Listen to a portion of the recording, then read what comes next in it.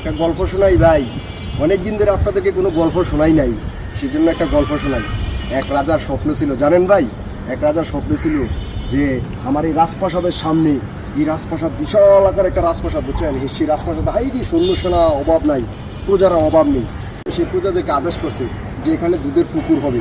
সেই প্রজা করে বলছে, হে প্রজারা, তোমরা সকলে শুনো, আমার এখানে একটা পুকুর কাটো, পুকুর কাটতে চাই। তো প্রজারা মনে করেন যেন কষ্ট করে মনে করেন যেন একটা পুকুর কাটছে।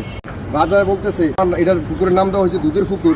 সেই দুধের পুকুরে তোমরা সকলে বাড়ির থেকে দুধ নিয়ে আসবা, সেই দুধ দিয়ে আমি এটা একদম ভরিয়ে ফেলবো, তারপর এটা আমার দুধের পুকুর হবে, সেটা আমার একটা স্বপ্ন। প্রজারা করছে আচ্ছা ঠিক আছে, মহামান্য রাজা যেহেতু আদেশ করছে তাহলে তার আদেশ তো মানতেই হবে, কারণ রাজার আদেশ যদি অমান্য করে তাহলে তো হবে না। প্রজারা কি করলো, বাড়িতে গেছে, যাইয়া সবার তো আর গাভী নেই ভাই, কথা বলছেন, আপনার মতন আমার মতন কিছু বুদ্ধিমান লোক আছে না, তারা আবার কি করছে ভাই, এরা মনে করেন যে আপনার গাভী যেহেতু নাই, ওই সবাই তো গাভীর দুধ লয়ে যাবো, আমি বুদ্ধি কাটাইয়া এক কলস পানি লয়ে যাই, এই জিনিসটা বুদ্ধি কাটাইছে ভাই। তো এরপরে মনে করেন যেন সকলে মিলে মনে করেন যেন কলস ভর্তি করে নিয়ে আসছে। তো আবার কইতেছে সবাই তো সবাই মনে যে সবাই দুধ দিয়ে যাবো, আমি পিছন দিয়ে পানি ঢেলে দেব, তাহলে আর দুধের পানি একত্রিত হয়েছে কি, এই জিনিসটা ভাবতেছে। আবার রাজা আবার মনে করেন যেন চেয়ারের ভিতরে এমনি বসে, রাজার আর বুঝেন তো রাজার হিসাব, এমনি চেয়ারের উপরে বসে বহনের পরে মনে করেন যেন কইছে রেডি 1 2 3, সকলে মনে করেন যেন এমনি আস্তে করে ডালতে আর শালা এটা তো পানির পুকুর হয়ে গেছে কিন্তু, এই দুধের পুকুরের জায়গায় এটা তো পানির পুকুর হয়ে গেছে। অঞ্জন পানির পুকুর হয়ে গেছে, রাজার তো মাথা গরম হয়ে গেছে। রাজায় তো এটা তো মেনে নেওয়া যায় না। সকল প্রজাদেরকে আমি আদেশ করলাম, একটা আদেশই করলাম, যে আদেশ যে সবাই সবার বাড়ির থেকে যে অপরাধ করছো তোমরা, সেই অপরাধের শাস্তি অবশ্যই পেতে হবে।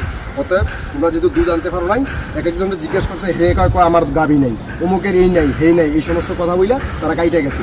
লাস্টে রাজায় আদেশ করছে, তোমাদের বাড়ির থেকে তোমরা যে যা পারো সকলের বাড়িতে একটা করে হলো ফল গাছ আছে, হ্যাঁ অবশ্যই আছে মহামান্য রাজা, যদি থাকে তাহলে তোমরা সকলের বাড়ির থেকে ফল নিয়ে আসবা। তো যেহেতু ফলের কথা বলছে, তো ফল গাছ তো আছে, সবাই বেসার কমে টুকিটাকি একটা ফল গাছ তো থাকেই। তো আবার মনে করেন সকালে মনে করেন কেউ আম লয়ে গেছে, কেউ কেউ ডাব লয়ে গেছে, কেউ নারকেল লয়ে গেছে, এরকম বিষয় নিয়ে অনেক কিছুই নিয়েছে। তো নেওয়ার পরবর্তীতে মনে করেন যেন আপনার কইতেছে যে কে কি আনছো, কয় আমি এটা আনছি। তো আবার কইতেছে যার ফলগুলো হাতে উঠাও, তো সকলে মিলে মনে করেন হাতে উঠেছে, কয় যে যেটা আনছো এটা সবাই ফুটকি দিয়ে দাও।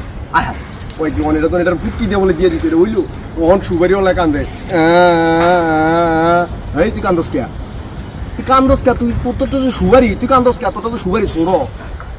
ওই আমি সুবারি লিও, আমারটা তো ছোড়ো, আমারটা তো দিলে যাই দিব, কিন্তু তো দুঃখের কথা হলো কাঠরোলায় কি করবো, কাঠরোলাটা তো অনেক বড়, এই বেচারা কি করবো, আমি এই বেচারার দিকে চাই কান্দি, আরে দেখছিনি অবস্থা, কাঠরোলায় কান্দে না, তো সুবারিওয়ালায় কান্দা শুরু করছে। তো এই হলো আমরা পরিচিতি, কথা বলছেন ভাই।